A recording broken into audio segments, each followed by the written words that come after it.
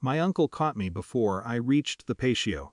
He placed a hand on my shoulder like he was about to share medical news. "Hey," he said quietly, steering me toward the side of the house. "Small favor. I already knew. Please don't mention your promotion today," he continued. "We don't want Mark feeling like a failure again." Again. I nodded automatically. It was an old reflex: make yourself manageable, make yourself harmless. "Of course," I said. He smiled with relief. "You're always so understanding. That word has followed me my whole life. Understanding. Flexible.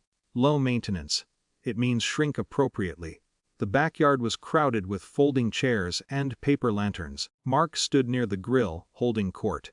He was explaining, loudly, why he'd turned down corporate slavery to focus on passion projects that hadn't materialized yet.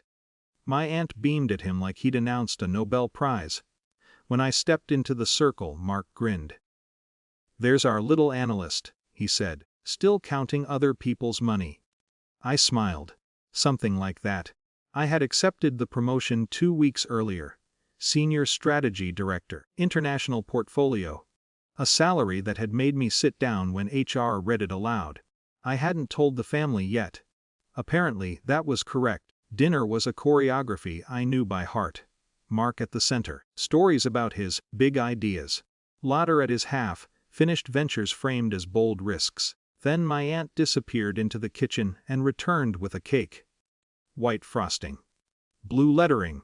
"You'll change the world one day!" The room applauded. Mark pretended to protest. "Oh, come on." He loved it. I was handed a stack of paper plates. "Can you pass these out?" my mom asked, already cutting slices. I moved around the table distributing cake like a server at a banquet celebrating someone else's potential. No one asked about my year. Halfway through dessert, Mark leaned back in his chair and looked at me. "At least I didn't waste my 20s chasing a desk job no one cares about," he said, smirking. "You know, some of us value freedom." A few cousins chuckled. Someone muttered, "Fair point." I felt the familiar pressure in my chest, the old urge to defend the invisible labor of ambition. Instead, I set the empty plate down carefully. I thought about my uncle's whisper. About not wanting Mark to feel like a failure. Failure compared to what? When it was time for the group photo, everyone gathered near the oak tree at the back of the yard. Mark stood front and center, cake knife still in hand. "Okay," my aunt called. Big smiles. The photographer, my cousin's friend, adjusted the camera. I stepped into the frame. Then I stepped slightly forward. "Actually," I said lightly, as if I'd almost forgotten. "Before we take this, I should probably mention I just accepted a position in London." The air shifted. Mark's grin faltered. "London?" "Yeah, 6 figures. Full relocation package. I leave in 6 weeks." I kept my voice even. Not triumphant. Not apologetic. The photographer lowered the camera instinctively. My uncle blinked at me. "You didn't say anything?" my mom said. "I was asked not to," I replied gently. Silence settled in, not dramatic, just thick. Mark recovered first. "Wow," he said, attempting a laugh. "Wes, you finally got lucky." "Luck helps," I said. "So does 10 years of working."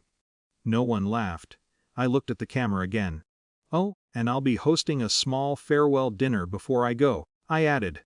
"Close friends, colleagues." I paused just long enough. "Mark, you're not on the invite list." It wasn't cruel, it was factual. His face tightened. "Seriously?" Yes! A few relatives shifted uncomfortably. My aunt opened her mouth, then closed it. The photographer, unsure, asked, "Are we still doing this?" "Yes," I said. We took the picture. In it, everyone is smiling, but differently. Afterward, conversations fractured into smaller groups. My mom approached me near the drinks table. "You didn't have to say it like that," she said.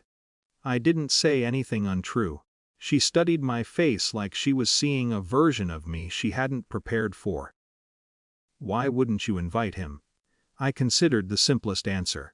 "Because I don't want to celebrate my life with people who minimize it." She didn't argue. Mark didn't approach me again that evening. On the drive home, my phone buzzed with a message from my uncle. We were only trying to keep the peace. I typed back peace for who? He didn't respond. The offer letter from London is signed. The relocation consultant has already emailed me about housing options. It's real. Not hypothetical, not potential. For years, I've adjusted my volume to avoid overshadowing someone else's insecurities. Today, I realize something simple. If your success requires you to pretend it isn't success, you're not protecting anyone. You're disappearing. The silence in the backyard wasn't delicious because they were embarrassed. It was clarifying. For the first time, I didn't shrink to fit the photo, and no one could crop me out.